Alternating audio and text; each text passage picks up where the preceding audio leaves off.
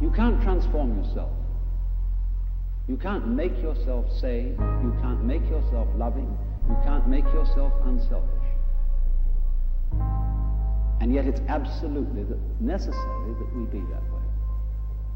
It's absolutely necessary. If we are going to hand over the direction of nature to nature, which is what it comes to, it's absolutely necessary that we let go of ourselves, and it can't be done. Not by anything that we call doing it, acting, willing, or even just accepting things. You can't do it. Why? Because you don't really exist as that kind of a separate ego or personality. It's just an idea based on a phony feeling. So when it comes down to it, it's shocking news for us, for the human race, for our pride. You're only making a mess by trying to put things straight. You're trying to straighten out a wiggly world, and no wonder you're in trouble. So you can't do anything. So you can't transform yourself. And what can you do? What happens then if you actually realize you've come to a dead end? And the human race has come to a dead end, in my opinion. What then? Commit suicide? Or is there something else? What happens when you just wait? There's nothing you can do. You watch. And all you see is what goes on that is happening of itself. You're breathing, breathing, breathing, breathing, breathing, breathing, breathing, breathing, breathing, breathing.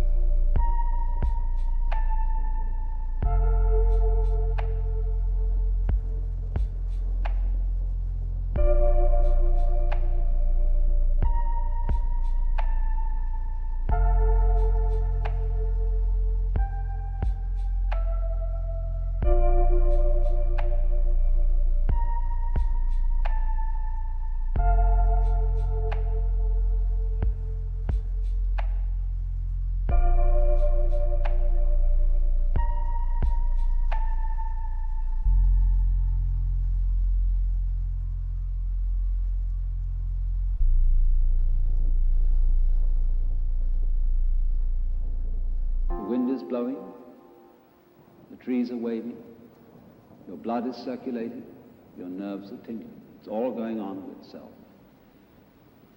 But you know, that's you. That's the real you. The you that goes on of itself. It's not the symbol. It's not the person. It's you that's happening, as when you breathe. Yes, you can get the feeling that I am breathing by shoving your breath, but your breath goes on day in and day out without your doing anything about it or even thinking of it. The same way your brain is functioning without your forcing it. So when you come to a dead end, and we are individually and socially now in 1971 at a dead end, this is the moment of which it is said man's extremity is God's opportunity. Because we have to stop. And when we stop, we find a world that is happening rather than being done, being shoved. And that happening, as distinct from doing, is our fundamental self.